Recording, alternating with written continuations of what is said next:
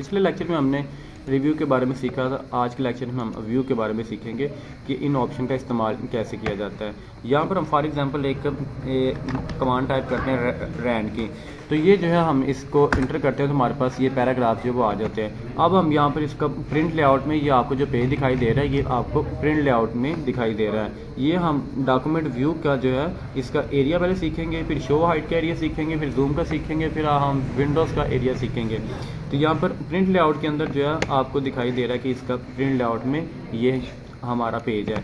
अब हम इस पेज को फुल स्क्रीन पे देखना चाहते हैं तो ये देखिए आपको पेज जो है वो ऊपर से नीचे तक फुल स्क्रीन में दिखाई दे रहा है। उसके बाद हम इसको वेब लेआउट में देखना चाहेंगे। वेब साइट जैसे चलती हैं वो आपको इस तरह से पेज पर जो है वो शो होती हैं। तो ये आपका एक वेब पेज जो है वो आपके सामने वेब पेज की शेप में आपका वर्ड का पेज जो है वो आपको शो हो रहा है। ये आपका प्रिंट साइज़ का पेज है और ये आपका फुल स्क्रीन पे आप इसको देख सकते हैं और यहाँ पर आप इसको वेब के पेज पर भी देख सकते हैं कि अगर हम वेब के पेज पर इस काम करना चाहें तो आपका पैराग्राफ जो है वो वेब पेज पर किस तरह से वो आपको शो होगा। उसके बाद यहाँ पर आउटलाइंस हैं। यहाँ पर कुछ आउटलाइन, आप इन लाइन को आउट भी कर सकते हैं, इन लाइंस को आगे मूव कर सकते हैं, इन लाइंस को आगे पीछे जहाँ भी आप इन्हें मूव करना चाहें तो आप इन्हें मूव कर सकते हैं, पीछे पीछे पैराग्राफ और ये आगे। और ये इस तरह से आप इनको आगे माइनस में आप इन्हें कर सकते हैं, या शो पे आप इन्हें कलर्स में, या इस तरह से आप इनका इस्तेमाल कर सकते हैं। तो ये इस तरह से आपको उसके बाद फिर हम इसे क्लोज कर देते हैं। तो उसके बाद आगे ये आ जाता है ड्राफ्टिंग में।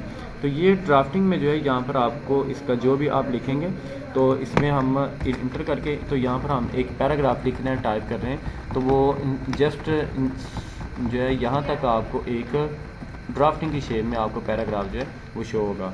यहाँ पर हम रूलर बार लाकर देखते हैं कि जितनी जितनी ये रूलर की मैश है तो उतना उतना ही आपको ये पेज जो है यहाँ पर शो होगा। प्रिंट लेआउट भी जो है वो आप इसमें कुछ लिखते हैं तो वो इनकी यहाँ पर जितना भी आपने सेट किया होगा इसको 6 इंचज़ पे, तो ये पेज जो है यहाँ पर उतना उतना ही शो होगा। हम इसे सेलेक्ट करके तो इनकी इक्वल लाइन बना लेते हैं। तो अब हम जो है यहाँ पर लिखेंगे तो वो आपके 6 इंचज़ पे जो है वो आपका पैराग्राफ जो है वो चलेगा। अगर हम इसको फुल स्क्रीन करते हैं तो आप फुल स्क्रीन पे इसको पैराग्राफ लिख सकते हैं, टाइप कर सकते हैं। उसके बाद अगर हम यहाँ पर वेब लेआउट पर जो है वो इसको देखेंगे तो ये देखें आपका वेब लेआउट पर जो है ये पूरे का पूरा पैराग्राफ जो है वो आप इस पर एक पूरी लाइन पे जो है ये फॉर एग्जांपल का तौर पर आप इस पर डाटा टाइप कर सकते हैं। अगर आप यहाँ पर कोई भी फॉर एग्जांपल के तौर पर आप फर्जी कर सकते हैं तो ये आपका पूरा पैराग्राफ जो है वो पूरी लाइंस में लिखा जाएगा। तो वो आपका वेब, तो ये आउटलाइन के बारे में आपको बताया और उसके बाद ये आपको ड्राफ्टिंग के बारे में भी बता दिया। ये ड्राफ्टिंग भी चलता प्रिंट लेआउट की तरह ही है, लेकिन ये आपको शो जो है ये इतना ही जो यहाँ पर ये शो होगा जितना आपको प्रिंट लेआउट में डाटा शो होता है। उसके बाद रूलर बार आ जाती है। रूलर बार होती है यहाँ पर, रूलर बार में जो है रूलर बार ये आपको ऊपर बताएगा कि आप ये रूलर बार में आप कितने इंचज़ पे पेज को इस्तेमाल कर रहे हैं। 1 2 3 4 5 और 6 इंचज़ पे हम जो है वो पेज का मार्जिन जो है वो हम इस्तेमाल कर रहे हैं। उसके बाद ये इसकी ग्रिड लाइन आ जाएंगी, इसके ऊपर ही एक ग्राफ की शेप में जो है वो आपके पास ये ग्रिड लाइन आ जाएंगी।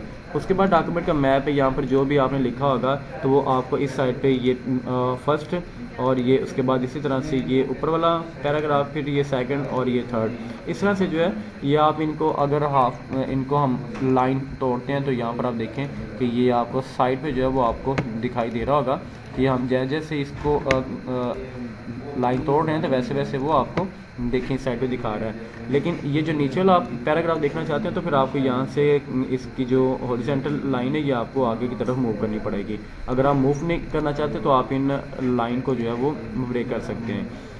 अच्छा, उसके बाद फिर आगे यहाँ पर ये इसका जूम आ जाता है। जूम क्या चीज़ है? जूम यहाँ पर हम जूम पे देखते हैं कि इसका 200%, तो ये देखें इसका जूम जो है ये 200% है। अगर हम इसका जूम 100% देखते हैं तो ये जूम पेज पे 100% है। अगर जूम 75% देखना चाहते हैं तो ये देखें पेज पर जूम इसका 75% आ जाता है। उसके बाद अगर हम जूम इसका पेज की विड्थ के हिसाब से, तो बस ये जितना जितना आपका पेज होगा ये उतना उतना ही स्क्रीन पे शो होगा। अगर हम चाहते हैं कि हमारे पास जितना जितना टेक्स्ट है उतना उतना वो स्क्रीन पे शो हो, तो हमारे पास जितना जितना टेक्स्ट होगा उतना उतना ही वो शो होगा, बाकी एरिया जो है वो उसमें से कट कर देता है। तो ये पेज की विड्थ है, तो ये पेज की विड्थ पे अगर हम इसका करते हैं टेक्स्ट पे, तो ये देखें ये टेक्स्ट के जितना जितना टेक्स्ट है ये उतना उतना ही आपको पेज पे शो होगा। तो आपका टेक्स्ट जो है ये होल पेज है, तो ये आपको होल पेज स्क्रीन पे शो हो जाएगा। तो इस तरह से हम जो है इसका जूम जो है बढ़ा भी सकते हैं और कम भी कर सकते हैं। उसके बाद यहाँ पर ये इसका 100% पे अगर आपने वापस आना है तो ये 200% है, तो यहाँ पर ही आप क्लिक करके तो ये 100% पे वापस आ जाता है। उसके बाद हम स्क्रीन पे एक पेज देखना चाह रहे हैं, तो ये स्क्रीन पे एक पेज है। अगर आप 2 पेज देखना चाहेंगे तो यहाँ पर हम इसको इंटर, तो ये देखें सेकंड पेज जो है वो आपके पास आ जाएगा। इस तरह से हम इसको इंटर, तो इसी तरह से ये पेज चलते जाएंगे। स्क्रीन पे एक पेज, स्क्रीन पे 2 पेज और ये पेज की विड्थ जितना भी एक पेज होगा वो आपको स्क्रीन पे इस तरह से फिर से दिखाई देगा। उसके बाद ये जूम का एरिया भी क्लियर हो गया। अब हम आगे विंडो के एरिया में आते हैं। तो न्यू विंडोज़ जो है यहाँ पर एक विंडो हमने और ली है। ये न्यू विंडोज़ होती है कि आप एक ही टाइम पे बहुत ज़्यादा पेज को बना सकते हैं, क्रिएट कर सकते हैं। जो भी आप एक पेज पर लिखते हैं वो आपका दूसरे पेज पर भी ऑटोमेटिकली से लिखा जाएगा। उसके लिए हम जो है यहाँ से न्यू विंडो जो है उसको क्रिएट करते हैं। यहाँ से एक विंडो हमने और ली है। तो अब हम देखते हैं कि हमारे पास जो है ये कितनी विंडोज़ हो गई हैं। ये हमारे पास 3 विंडोज़ हो गई हैं। अब हम अगर इसमें से स्टार्टिंग में कुछ लिखना चाहते हैं तो वो देखें ये तीनों विंडोज़ पर जो है ये आपका डाटा लिखा जाएगा, टाइप होगा। उसके बाद रेंज ऑल करते हैं तो ये देखें स्क्रीन पे जितनी भी होंगी विंडोज़ ये सारी की सारी स्क्रीन पर जो है वो अरेंज हो जाएंगी। स्प्लिट होता है, ये देखें आपको यहाँ पर भी लाइन जो है वो शो करवा रहा होगा आपको। तो ये देखें लाइन, तो हम इसको स्प्लिट करना चाहते हैं। फॉर एग्जांपल हम यहाँ पे स्प्लिट, तो ये एक हमारे पास ये ऊपर है और एक हमारे पास ये नीचे भी वही है। तो इस तरह से जो है वो आपका डाटा डुप्लीकेट होगा। तो पेज जो है वो आपका तो एक है, लेकिन डाटा जो ऊपर भी वही हो गया और स्प्लिट करने से हमारे पास नीचे भी डाटा वही आ जाएगा। तो इस तरह से जो है वो हम इसको स्प्लिट भी कर सकते हैं। अगर हम यहाँ से डाटे को सिलेक्ट करके तो डिलीट करते हैं तो वो ऊपर भी डाटा डिलीट हो जाएगा और नीचे स्प्लिट किया हुआ भी डाटा डिलीट हो जाएगा। अब उसके बाद हम यहाँ पर देखते हैं अगर हम रिमूव करना चाहते हैं तो ये आप इसका स्प्लिट रिमूव भी कर सकते हैं।